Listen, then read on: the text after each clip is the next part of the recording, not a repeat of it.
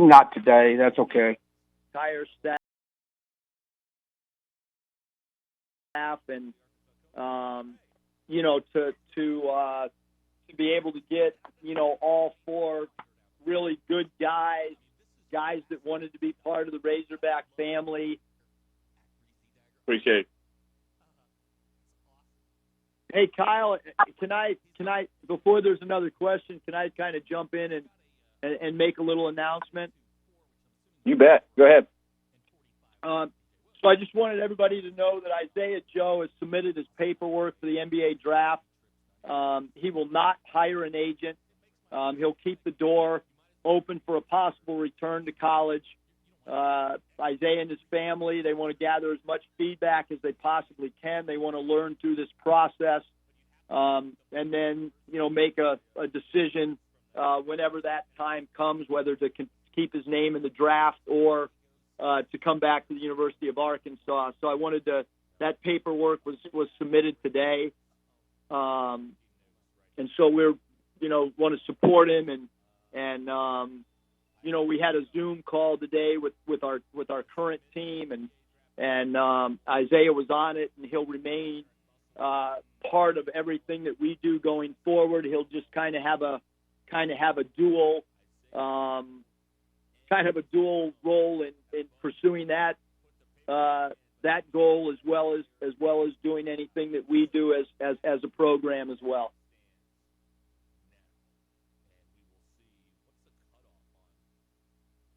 We can go back to questions. All right, Bob. Hey, Eric, how you doing? Good. How are you, Bob? I'm okay. Well, I know you said your gut feeling was that Isaiah would probably enter the draft, so it's not a surprise. But as far as the evaluation process that you've been able to get from your NBA guys about Isaiah, is there anything you can share with us in that regard? What the NBA thinks about Isaiah? No, I mean, I think that, he's got good feedback. We've put together a little book for Isaiah, and so he can also share it with his family. And I'm on the phone a lot with his father, Derek, and, we communicate, more than a few times during the week, and we'll just continue to try to gather information. And, he has received his feedback back from the undergraduate committee. That came back a few days ago, and a lot of those conversations obviously, will remain private, but he has gotten, good feedback, and people, that recognize what a great player he is. Some kids they don't make great decisions when it comes to the draft. Isaiah seems like a pretty mature kid. How confident are you that whatever he decides, it'll be a pretty smart, well-informed decision? Yeah, I have no doubt that whatever decision Isaiah and his family will make will be for sure the right decision. I think, the exact wording last night when I talked with Derek, and like I said, Isaiah just got off the phone on the Zoom call. They are not hiring an agent. That was made abundantly clear. That they're going through the process to use it as a feedback time and to try to make the best decision that they possibly can. But they are not hiring an agent for sure. And as far as the signs, KK Robinson, I guess he's your latest guy. You hadn't been able to talk about him previously. What's your thoughts about KK and what he brings to the table for you guys? Yeah, KK, one, he's a great competitor, very serious-minded about the game, really good speed with the basketball, really unselfish. When I watched him at Oak Hill, he played with some guys that really score the ball, and he was perfectly content to make his teammates better, to share the ball. He's got great court vision. He's really good in transition. He's a point guard that's a facilitator. And then defensively, he can put great pressure on the ball. He can pick up in the backcourt and turn ball handlers. So, I think that he's a guy that he's really good at advanced passes. I think that's the one thing when different staff members went to watch him practice in Oak Hill was his ability to lead transition points both off the bounce and off advanced passes.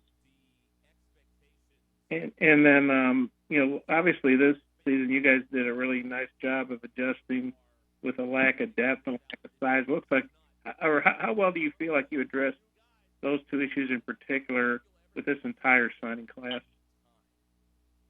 Yeah, I mean, I think that, as well as the red shirts, Yeah, I mean, I think that when you look at, size,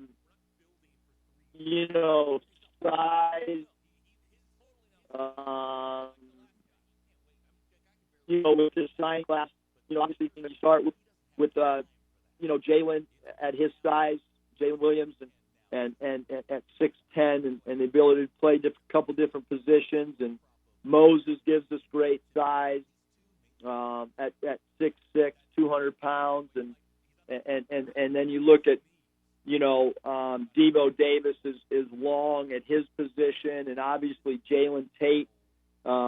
It's not just about the four high school guys, but Jalen Tate at 6'6" gives us good size. And then you think about the sit-out guys.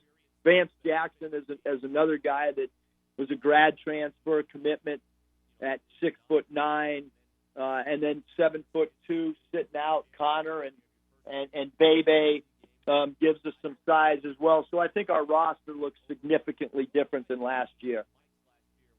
As a coach, how much better do you feel about having, so many options? Last year you were pretty limited, especially when Isaiah got hurt, and now it looks like you've got a whole lot more things to, a lot more chess pieces on the board. Yeah, I mean, we had lengthy discussions all morning. One of the meetings lasted about 3 hours today, just about style of play, format of practice is going to be different. There's going to be a lot more competitive things when we get back together.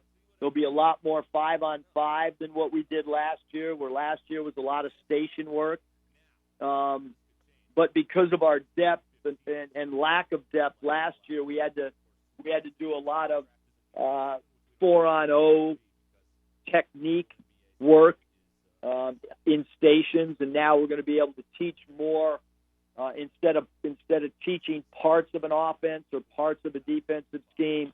Now we're going to be able to do more whole off the fly. It'll be important as a coach to be able to, when there is stoppage in a practice, to be able to coach all 10 players off one stoppage rather than just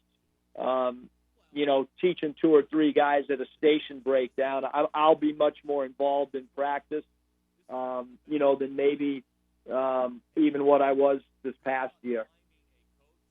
Yeah, I had a few more questions, but I'll turn it back over to Kyle if he doesn't mind swinging back around to me at the end. Thanks, Bob. We'll come back. Alyssa, do you have any questions? Drew is going to ask questions. Thank you, Kyle. What is Drew's phone? What are the last 4 numbers of Drew's phone number? We'll come back.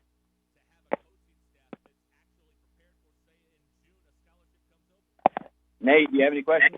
Yeah, I got a couple. Eric, with the deeper roster, I mean, do you now have like a quicker hook in a game where a guy makes a mistake, you pull him out, or you still feel you need to let him play through things? No, I mean, I think, the one thing I've learned through experience is you got to let players play through their mistakes. I certainly think there was times last year where a guy could have used a quick blow to catch his breath and come back in. So I think, that'll change a little bit now, where, I thought we played really hard all possessions, but now that maximum effort is really going to have to be demanded on every single possession, which I think it was pretty close last year, but I think now, it'll be even more so. With the more size up front, you go inside more than you did last year and not rely on the 3, or is it really still the same style? Yeah, I mean, I think, yes, we do have more size, but Connor Vanover's strength is shooting the three. Vance Jackson's strength is shooting the three. Jalen Williams can make a three. Moses Moody's a very good three-point shooter. J.D. Note's a really good three-point shooter. So I don't necessarily, think that we're going to, change who we are, but you also want to go to your roster strengths, and we haven't been together. So, until we're together and we figure, I'm not going to determine rotations. The players are, and that's why this time's important to them too.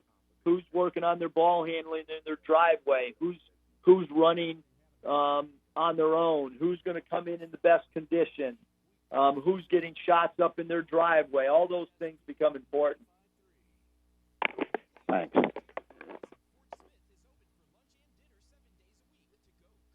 Drew, are you there? Yeah, hey, Kyle. Got questions from us? Yeah, hey, Coach. Checking on Jalen Williams, and just wanted to get a comment on how great of a passer you think this guy can be as a 6'10" forward/center, the way he can pass out of double teams. Yeah, I mean, Jalen has proven, what a great passer he is, and what a willing passer he is. And I think that that's one of the things that the strength of our team. Moses Moody's really unselfish player. He's a very good passer. Vance Jackson has really good court vision. Jalen Williams has great court vision. Connor Vanover's very good at the elbows as a passer. Jalen Tate's a great passer. KK Robinson has great court vision. Devo Davis has really good court vision. JD and Desi are two guys that, that are willing passers, although they can score the ball. I don't think we're a ball dominant team with one guy, Isaiah Joe. If he comes back, he's proven to be, as far as I'm concerned, he's one of the most unselfish players that I've ever coached. Thanks, Coach. Thanks. Scotty? Yeah, you kind of answered my question a little bit just then. But I guess just your overall feelings about the guard group that you've got on paper right now. It seems like you got a little bit of everything, it seems. Yeah, I mean, I think that we're always looking to, you're always looking to try to continue to get better. But right now, I mean, I think we have good chemistry. I think our guys are about the right things. Obviously, we're not going to really truly develop court chemistry until we get together. But we've been methodical on the pieces that we've added to try to keep versatility, to try to keep somewhat of positionless basketball. But we also wanted to add and have more depth, and we wanted to have more size, but still keep flexibility of trying to create mismatches on both ends of the floor. And hopefully, we'll be able to do that. And what was it like, getting to know KK's family? Because I think he pushed his signing back just because I think it was like a special day. He wanted to do it, just for his dad. Yeah, no, I think, I think that, whenever you're around really family, family-oriented people, that that's what you want in your program. And obviously, KK and his family are very, very close. And, look, he made a commitment, a long time ago to us.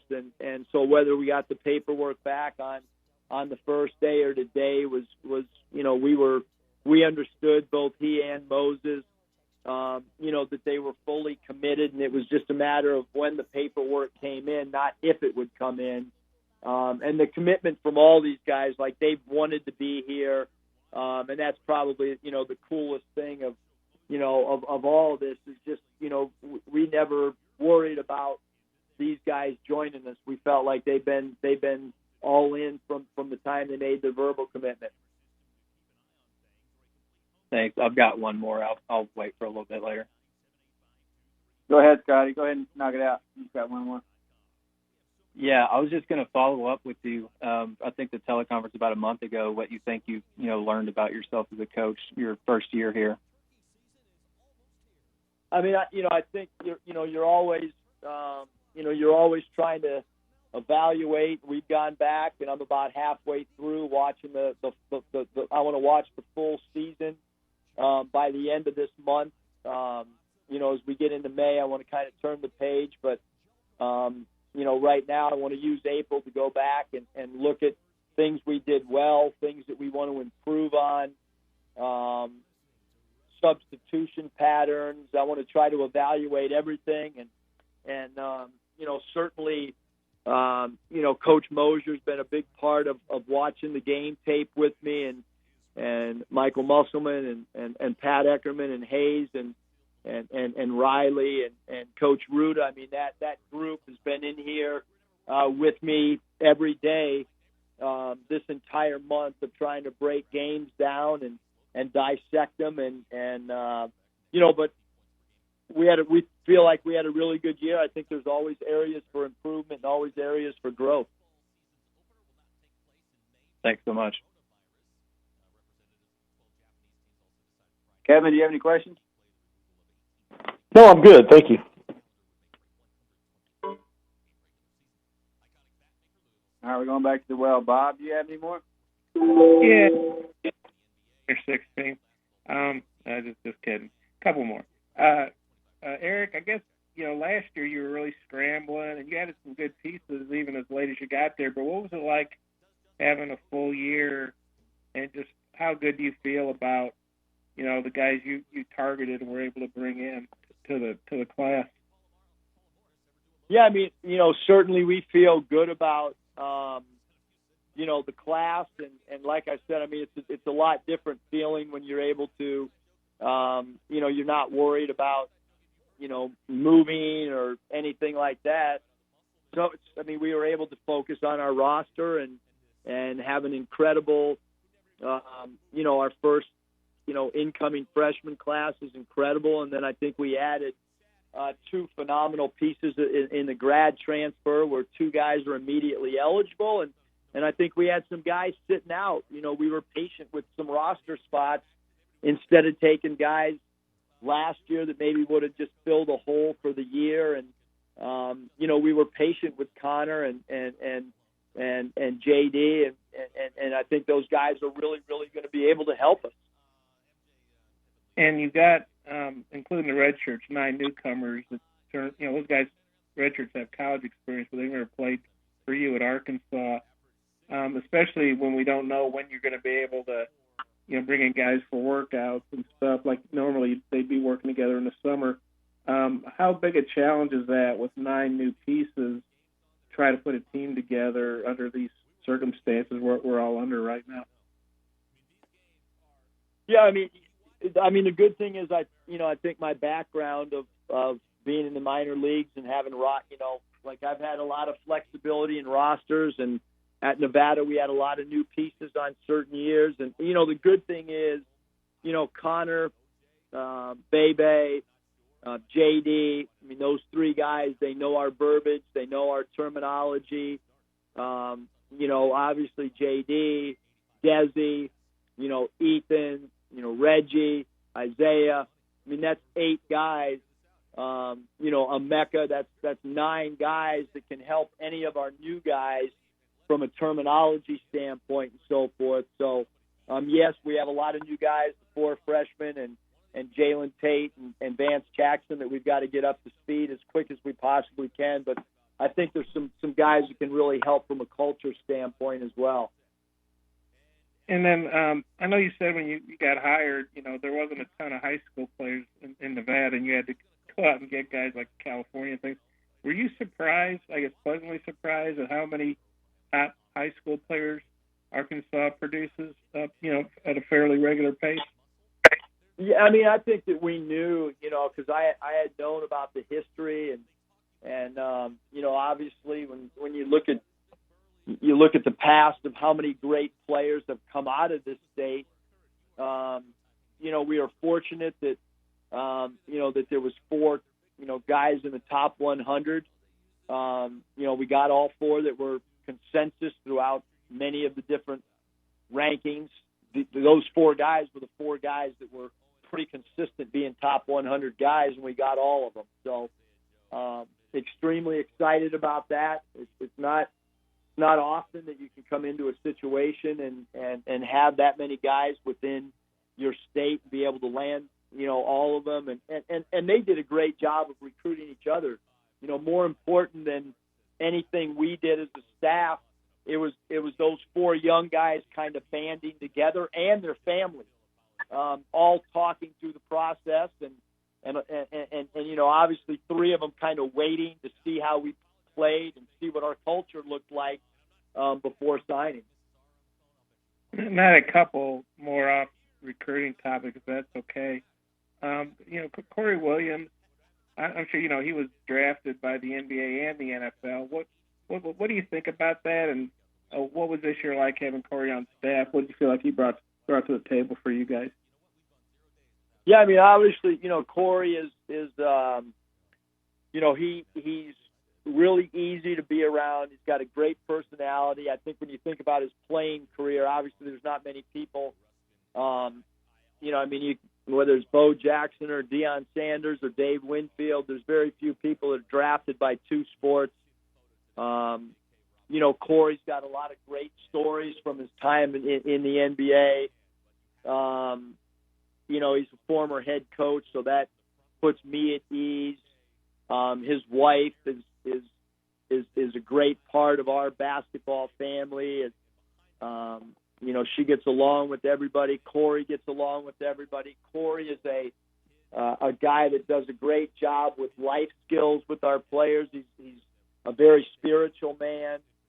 Our guys like to confide in Corey. They like to lean on him. And he did a great job for us recruiting. He does a great job for us on the floor, and he does a great job in game. And then the media. I know we talk a lot about your social media skills. Do you ever get surprised at the reaction? Most of it pretty positive. I guess there's been at least one SEC assistant coach out there that seems to have targeted you for maybe going overboard. I don't know. What do you think about the media or the social media reaction to your videos, which is pretty overwhelmingly positive? Yeah, I mean, it's when I think that if you can hit on a 98% positive and a 2% not, I'll take those odds in anything in life. Do you have any thoughts on that? I'm not really worried about the 2%. Okay. I think it's Kim English over at Tennessee that's maybe had some tweets about, maybe it's in that 2%. Do you have any thoughts on that? I don't really know who he is. Okay. He played in Missouri. And just wanted to double check. So you never acted in any plays or anything as a kid growing up? You didn't do any acting at all? No, I haven't, Bob.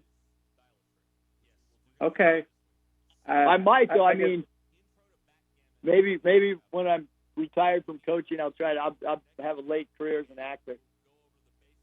Maybe you could do some community theater or something. Okay. Well, I think I'm good. All right. Thanks, Bob. Nikki. Hi, Coach. How's it going? Good. How are you, Nikki? You've been quiet lately. I'm good. Last week you mentioned the new proposal that prospects or players will get a one-time penalty-free transfer rule. What do you think that will do to the complexion of the game? Yeah, I mean, that's a great question, Nikki. I'd rather not, not comment until there's clarity of, if it's going to pass, and then if it passes, when exactly it goes into effect. Just as anything, when I guess when we know what that is, I can give a better, feeling. But I do think that any time with anything that we can give, the student athletes, it's all about them, and whatever helps them have the 4 best years of their, or 2 years or 3 years or however long they're in college, that they can have the very best lifetime experience, I'm all for it. One more, Coach. KK and Moses playing at Oak Hill and Montverde, what do you feel like that adds to their game, if anything? Do you think they have any kind of competitive advantage playing with and against some of the best in the nation consistently, not just through AAU? Yeah, I mean, I think that for sure,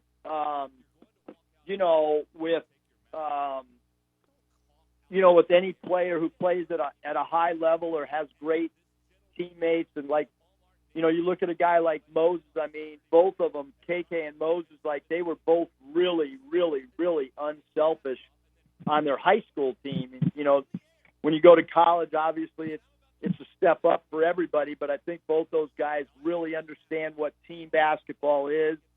I mean, both those guys played for 2 coaches that could be college coaches. There's zero doubt that both those guys are college level coaches. They're probably better than a lot of college coaches, to be quite honestly.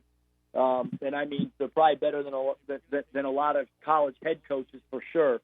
So they're coming from great programs, have been well coached, understand what team basketball is. Gotcha. Thanks, Coach. Yep. Thanks, Nikki. Great. Hey, Coach, it's Trey. Hey, Trey. Most of my questions have been answered, but I do have one it's not really Razorback related. But I was wondering, it's actually kind of in 3 parts. But did you watch the first 2 episodes of The Last Dance last night? In your opinion, is Michael Jordan the greatest of all time? And if so, why? And how many points do you think? I know you probably hate hypotheticals like most coaches, but how many points do you think he would average in today's NBA? Yes, I did watch it. My wife watched it with me. She told me to shut up because I kept referencing things that I either knew of or was semi a part of. Or my daughter, actually, I couldn't believe that she sat through 2 episodes at her age, but she did. I thought it was an incredibly great show for not necessarily people my age. I think for our student athletes or younger, it was great because they've heard about the Bulls and Michael Jordan, but they don't really know. And I think it was eye-opening. I mean, we talked today with our team on a Zoom call. I kind of asked them what lessons, what an incredible lesson to hear Michael Jordan's mom talk about when he was cut. They didn't, he didn't want to transfer schools.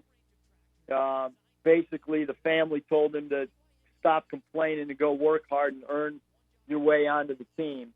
I just, you watch Scottie Pippen and you're talking about a guy who, other than his contract situation, did what he needed to do to be, Robin to Batman and be a team player and be the best second fiddle guy there was. And the cool thing, and we talked about our team, there was a lot of Arkansas stuff involved in that show. Mm-hmm. Whether it be Pippen where he grew up or the Central Arkansas stuff and Joe Klein. And so a lot of Arkansas, stuff in those first 2 episodes. Yes, in my time, Jordan was the hardest guy to prepare for. He had a lethal post-up game.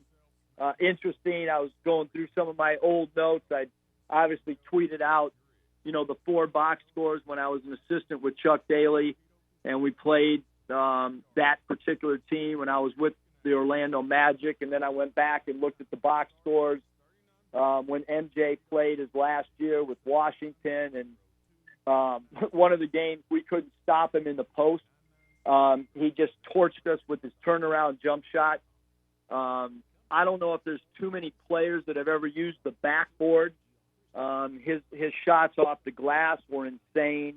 And obviously last night's show portrayed what he did in that Boston series with a young player and a team that really didn't have much around him, and how he could carry him against a veteran-laden team that had great team defense, whether it's, Bird or McHale or Walton or Rick Carlisle or Danny Ainge or Dennis Johnson. I mean, that was an incredibly great defensive team, and he just torched them. So in my mind, yes, MJ is the greatest of all time. And by the way, Bill Clinton and Sidney Moncrief also in that. I know this is a speculation question, but in today's NBA, how many points do you think a Michael Jordan in his prime would average? I think you could probably tack a couple more points on again.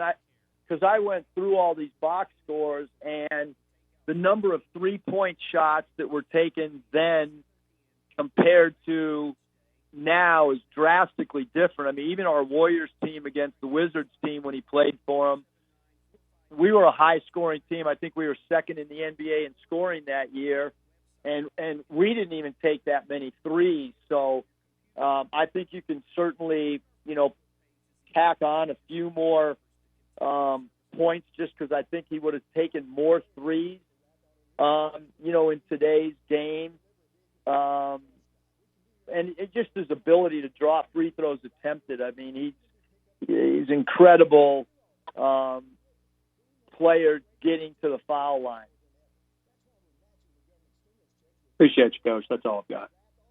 Okay, thanks. Coach.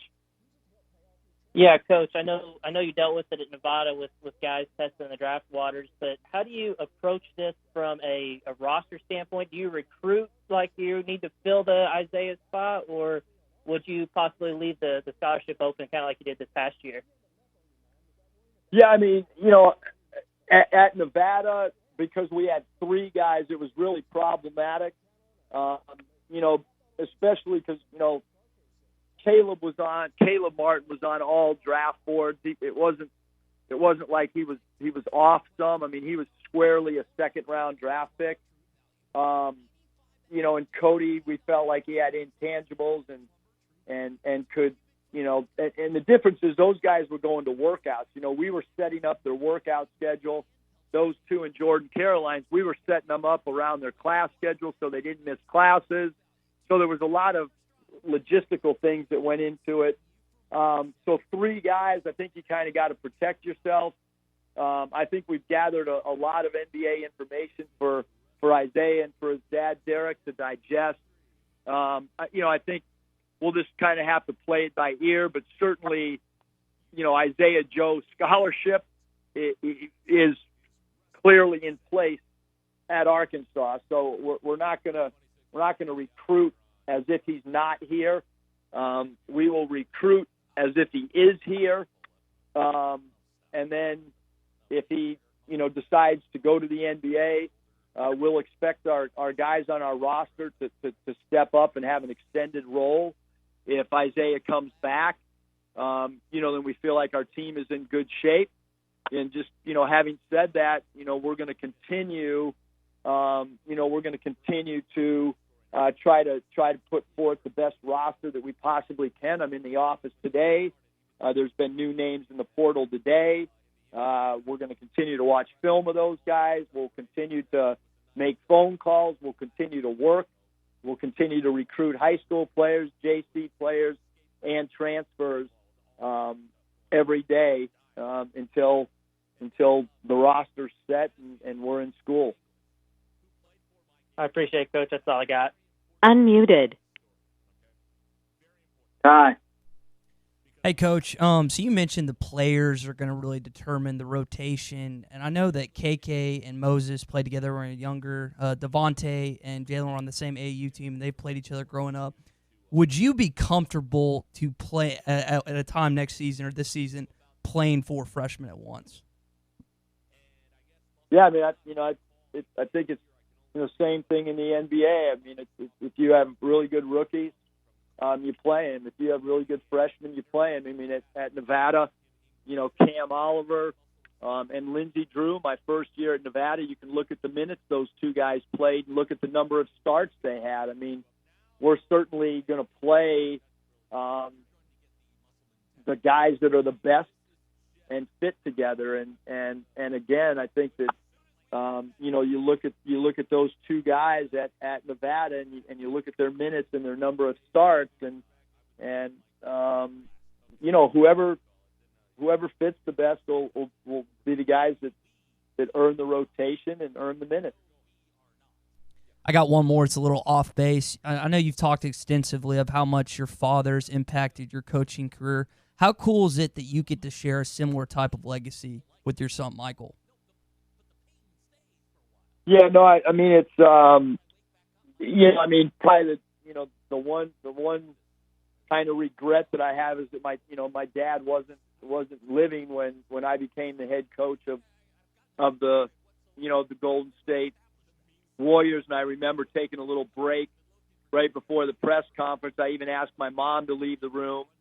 It was about 15 minutes before the press conference, and I broke down crying just because my dad and I were the first father-son, in the history of the NBA as head coaches, and there's been very few, even to this day, that have that. And obviously, Michael's made a decision to go into coaching, and I worked with my dad with the Timberwolves, and to this day, that year with my dad was one of the best years that I've ever had, and certainly hope that Michael, in due time, when he's not coaching with me, that he'll look back at this time. But we've been fortunate, that he was a graduate assistant at Nevada with me, and so now both Nevada and Arkansas, he's been a part of it with me, and he's learning, and he does such a good job because he's so close to the player's age and can tell me, hey, Dad, that's not really cool on social media, or hey, Dad, that video, we're not going to release that, or hey, Dad, this is a good idea. And certainly on our visits, he's done a really good job of connecting with people. So that, from a personal standpoint, to be able to work with your son is a really, really cool thing. Thanks, Coach. I don't know if he thinks it's cool, but I do.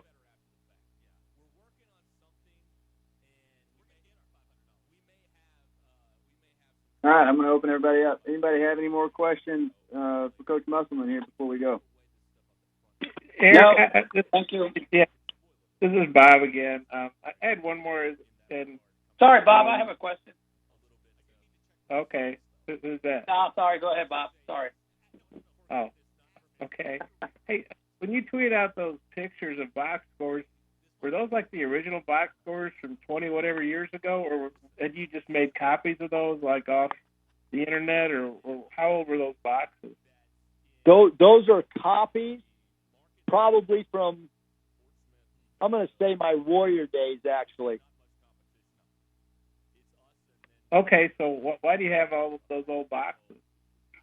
Well, I'm sitting here with Mike Haywood. I got all of our old practice plans. I actually went today. I have the entire that year with Orlando Magic because I wanted to tweet out the practice plan leading up to the Bulls. I actually have practice plans, the entire training camp practice plan, and then I stopped and I missed like 2 weeks in November. It goes till November 10th. I tracked down Tom Sterner, and Tom Sterner's actually sending me in the mail all of our practice plans because I'm missing about 45 from that year. And Kaywood's sitting here right now. He's got the practice book with the handwritten notes, so he can take a picture and send it to you if you want him, Bob. Okay. And then I may get my years mixed up, but you mentioned about Jordan and the Wizards. I know by then he sat out a couple of years, and then he was like, 38 or 39 or something. Well, If you faced him in his Wizards years, what was he like then? Slower, non-athletic.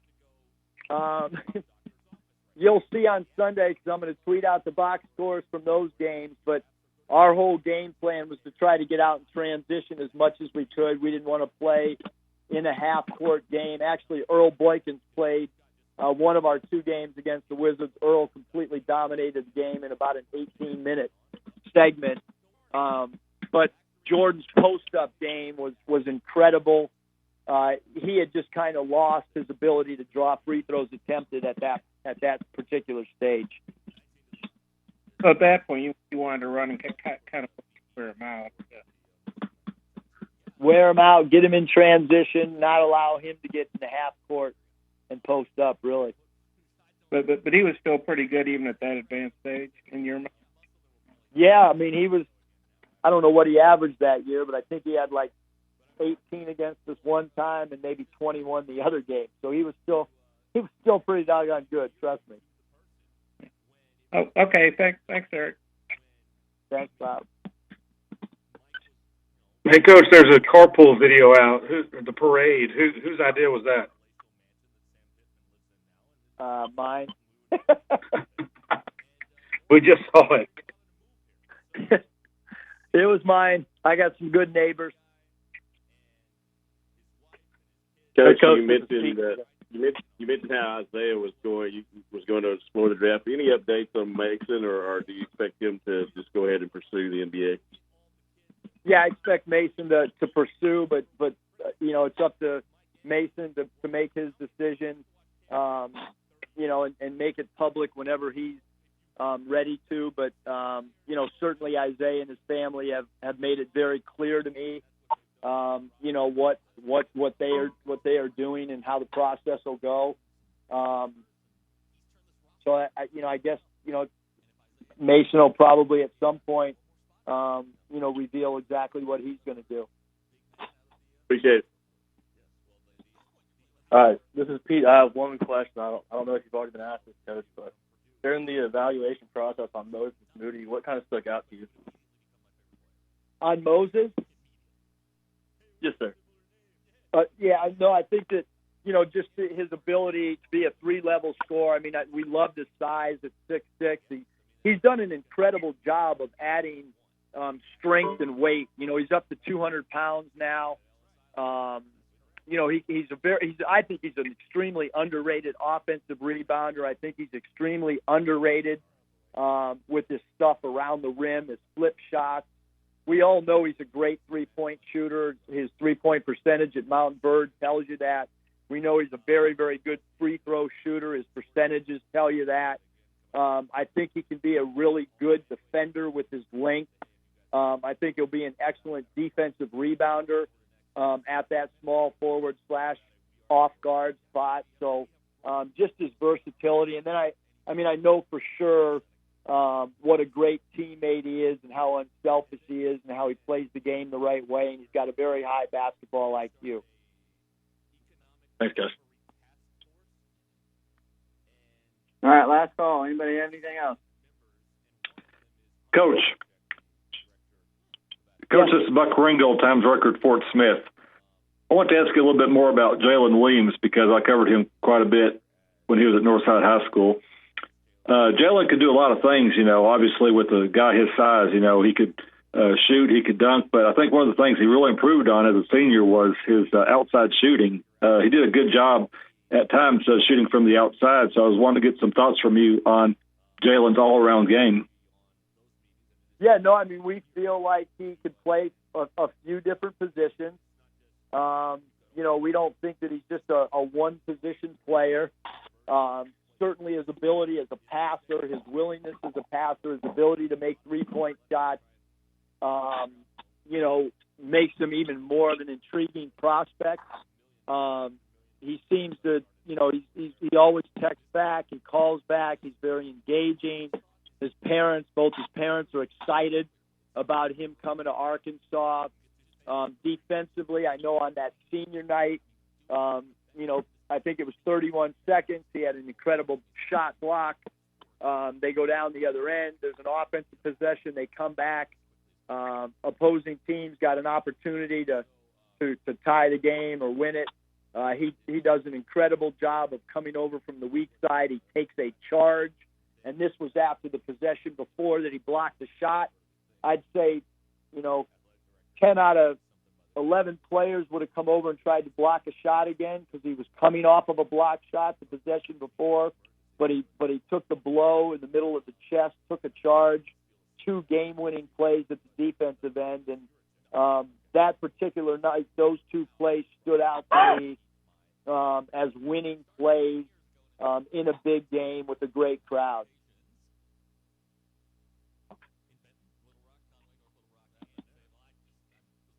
Thank you, Coach. All right. Yes, thanks.